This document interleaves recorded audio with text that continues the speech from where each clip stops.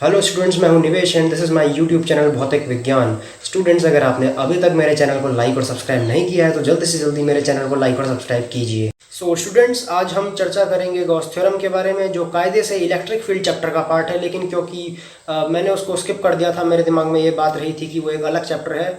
लेकिन स्टूडेंट्स, आज हम उसको स्टार्ट करेंगे। सबसे पहले हम पढ़ेंगे गॉस थ्योरम, उसके बाद उसका प्रूफ करेंगे स्टूडेंट्स, उसके बाद हम कूलम्ब्स लॉ से डिड्यूस करेंगे और इसी बीच हम गॉस थ्योरम से रिलेटेड कुछ इंपॉर्टेंट टर्म्स और कंसेप्ट भी डिस्कस करेंगे स्टूडेंट्स। तो स्टूडेंट्स, आज का टॉपिक स्टार्ट करने से पहले मैं आपको बताना चाहूँगा कि हमने एक टेलीग्राम ग्रुप भी बना लिया है, जहाँ पर आपको फिजिक्स के नोट्स शेयर किए जाएंगे, न्यूमेरिकल शेयर किए जाएंगे और आपकी और भी प्रॉब्लम सॉल्व की जाएंगी। सो स्टूडेंट्स, आइए स्टार्ट करते हैं आज का टॉपिक। देखिए, सिंपल डेफिनेशन से ज़्यादा कुछ समझने का है नहीं। सबसे पहले है Gaussian surface.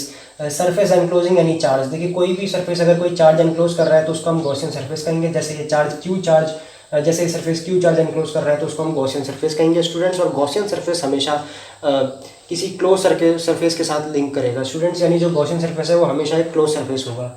Next thing students, area vector. Arrow drawn perpendicular to area. मान लेते हैं स्टूडेंट्स, ये कोई एरिया एलिमेंट है डी एस, छोटा सा एरिया है डी एस। सो इसके परपेंडिकुलर जो भी एरिया होगा, जो भी वेक्टर होगा, उसको हम एरिया वेक्टर के नाम से जानेंगे और इसको हम डी एस से रिप्रेजेंट कर रहे हैं। मान लिए डी ए होता तो ये भी डी ए वेक्टर हो जाता स्टूडेंट्स।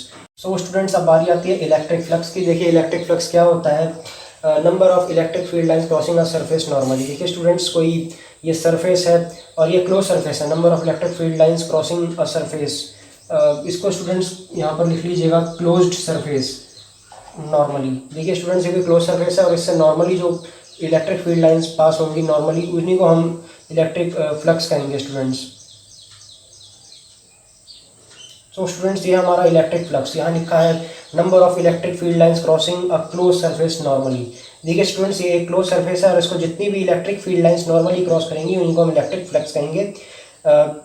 फिजिकली हम ये कह सकते हैं कि जो इलेक्ट्रिक फ्लक्स होता है, देखिए इलेक्ट्रिक फ्लक्स को हम फाई से रिप्रेजेंट करते हैं। तो फाई इज इक्वल टू हो जाएगा students surface integral of electric field, और इसको हम लिख सकते हैं, देखिए डॉट प्रोडक्ट है तो ई डॉट, यहाँ पर हम लिख सकते हैं ई D S cos theta students. इसकी जो यूनिट होती है इलेक्ट्रिक फील्ड की, जो यूनिट होती है वो होती है न्यूटन पर कूलम। सो न्यूटन पर कूलम ये लिखा हमने। देखिए स्टूडेंट्स, यहाँ पर कूलम जो है वो हम डिवाइड के साइन से ऊपर ले आए हैं तो ये पावर माइनस में आ गई है। ये लिखा है न्यूटन कूलम इनवर्स, और जो एरिया है उसकी यूनिट हो जाएगी मीटर स्क्वायर। तो स्टूडेंट्स, ये कुछ इंपॉर्टेंट टर्म्स थी। अब आगे हम पढ़ेंगे Gauss theorem. So students, Gauss theorem अब डिस्कस करेंगे हम। Electric flux link with a close surface is 1/ε0 times the charge enclosed by that surface. देखिए स्टूडेंट्स, ये भी बहुत इजी थ्योरम है, इसमें समझने का ज़्यादा कुछ है नहीं। साफ साफ लिखा है कि electric flux link with a close surface. देखिए, अगर कोई भी क्लोज सरफेस हमारे पास होता है, सपोज हमारे पास ये कोई क्लोज सरफेस है और ये चार्ज क्यू एनक्लोज कर रहा है, सो जो इलेक्ट्रिक फ्लक्स होगा स्टूडेंट्स इसका, अगर ये कोई चार्ज एनक्लोज कर रहा है ये सरफेस, सो वो 1/ε0 टाइम्स हो जाएगा स्टूडेंट्स। यानी जो फाई हो जाएगा 1/ε0 टाइम्स हो जाएगा जो चार्ज ये सरफेस या गॉसियन सरफेस या क्लोज सरफेस जो चार्ज एनक्लोज कर रहा है उसके 1/ε0 टाइम्स हो जाएगा। इसको इस तरह भी लिखा जा सकता है students, phi is equal to Q by epsilon naught.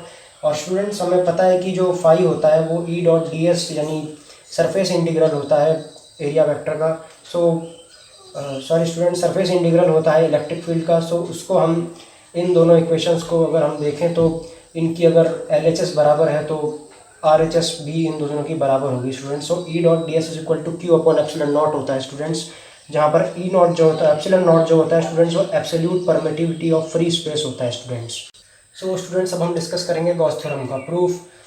देखिए स्टूडेंट्स, ये एक सरफेस है, स्फेरिकल सरफेस है जिसकी रेडियस r है और ये q चार्ज को एनक्लोज कर रहा है स्टूडेंट्स। ये एक पॉइंट P है स्टूडेंट्स यहाँ पर। सो स्टूडेंट्स, आइए निकालते हैं कि सबसे पहले हमें इलेक्ट्रिक फ्लक्स निकालना होगा स्टूडेंट्स इस सरफेस के साथ जो लिंक होगा।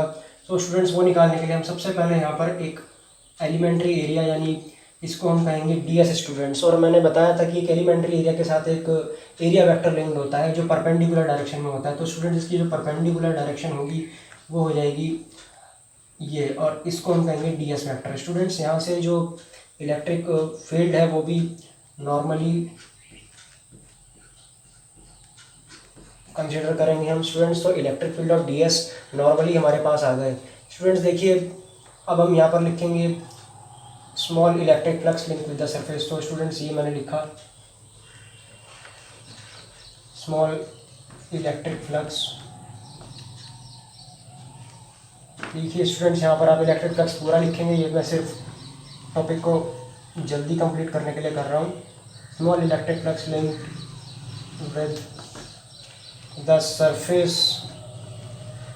सो स्टूडेंट, जो स्मॉल इलेक्ट्रिक फ्लक्स है वो हो जाएगा स्टूडेंट्स डी फाई, और स्टूडेंट्स डी फाई जो हमारा होगा वो होगा students E dot D S. So students, अगर हम ई डॉट डी एस को खोलते हैं तो ये हो जाएगा ई D S cos theta students. और यहाँ पर देख सकते हैं स्टूडेंट्स की डी एस और जो वेक्टर ई है वो दोनों एक दूसरे के साथ जो एंगल बना रहे हैं वो 0 डिग्री का है, दोनों सेम डायरेक्शन में है। और जब कोई सेम डायरेक्शन में होते हैं दो वेक्टर्स तो वो 0 डिग्री का एंगल बनाते हैं। अपोजिट हो तो स्टूडेंट्स वो एंगल 0 डिग्री नहीं होता है, वो 180 डिग्री हो जाता है। तो students E dot D S cos theta की जगह हम कॉस 0 रखते हैं तो कॉस 0 की वैल्यू स्टूडेंट्स 1 होती है। सो ये जो हो जाएगा ये हो जाएगा ई डी एस स्टूडेंट्स। सो हमारा डी फाई आ गया स्टूडेंट्स। अगर हमें टोटल फ्लक्स निकालना है सो स्टूडेंट्स टोटल फ्लक्स निकालने के लिए ये जो वैल्यू है छोटी वैल्यू आई है, अगर हम इसको छोटी छोटी वैल्यूज़ को प्लस करते चले जाएं यानी डायरेक्टली इंटीग्रेट कर देते हैं स्टूडेंट्स, तो हमें फाई की वैल्यू मिल जाएगी स्टूडेंट्स। डी फाई का जो इंटीग्रेशन है स्टूडेंट्स वही हमारा फाई होगा। सो इसको हम कहेंगे ई डी एस। अब देखिए यहाँ पर जो इलेक्ट्रिक फील्ड होगा वो एक कांस्टेंट की तरह बिहेव करेगा, लेकिन स्टूडेंट्स यहाँ पर सबसे पहले हम इलेक्ट्रिक फील्ड की वैल्यू पुट कर देते हैं। सो फाई हो जाएगा, देखिए एक पॉइंट चार्ज की तरह बिहेव करेगा। सो इसकी वजह से पॉइंट पी पर जो इलेक्ट्रिक फील्ड होगा वो होगा 1/4 pi epsilon naught Q by students. देखिए डिस्टेंस इन दोनों के बीच में आर है, सो ये हो जाएगा आर स्क्वायर। और यहाँ से ये पूरा कांस्टेंट ई था तो इसे हमने बाहर निकाल लिया और अंदर जो बचता है वो बचता है हमारे पास डी एस। स्टूडेंट्स जो फाई है वो हो जाएगा हमारा 1/4 pi epsilon naught Q by R square. और डी एस स्टूडेंट जो वेक्टर है सॉरी स्टूडेंट जो एरिया है ये डी एस, अगर हम छोटे छोटे एरियाज़ को इंटीग्रेट करेंगे तो हमें इन छोटे छोटे एरियाज़ को इस तरह से इंटीग्रेट करके एक स्क्वायर का एरिया मिलेगा जो कि स्टूडेंट्स होता है 4 पाई आर स्क्वायर। रेडियस आर है तो आर स्क्वायर। देखिए स्टूडेंट्स यहाँ पर 4 पाई से 4 पाई कैंसिल हो जाएगा, आर स्क्वायर से आर स्क्वायर स्टूडेंट्स कैंसिल हो जाएगा और हमारे पास फाइनली बचेगा phi is equal to Q by epsilon naught. और स्टूडेंट्स यही होती है हमारी गॉस थ्योरम। यहाँ पर स्टूडेंट्स हम एक लाइन ऐड करेंगे जो गॉस थ्योरम की मेन लाइन है, therefore the surface the electric flux linked with the surface is 1/epsilon naught times the charge enclosed by the surface। so students अब हम पढ़ेंगे to deduce Coulomb's law from Gauss theorem। Students Gauss theorem का use करके हम Coulomb's law को deduce करेंगे students. तो मान लेते हैं ये एक स्फेरिकल सरफेस है जिसकी रेडियस r है स्टूडेंट्स। यहाँ पर एक q1 चार्ज है, यहाँ पर एक q2 चार्ज रखा है स्टूडेंट्स। सो स्टूडेंट्स देखिए जब भी हम गॉस थ्योरम यूज़ करेंगे तो हम गॉस थ्योरम का यूज़ करके हम किसी चीज़ को प्रूव करेंगे स्टूडेंट्स। तो गॉस थ्योरम में हमेशा हम जो फ्लक्स हैं उसके दोनों फॉर्मूले यूज़ करेंगे। सो स्टूडेंट्स देखिए सबसे पहले हम ये जितनी भी चीज़ें हैं लिख लेंगे। Let the surface is spherical and having the radius R, q1 charges enclosed by the surface and q2 charges on the circumference of the surface. वो अपना आप लिख लीजिएगा स्टूडेंट्स। सबसे पहले हम लिखेंगे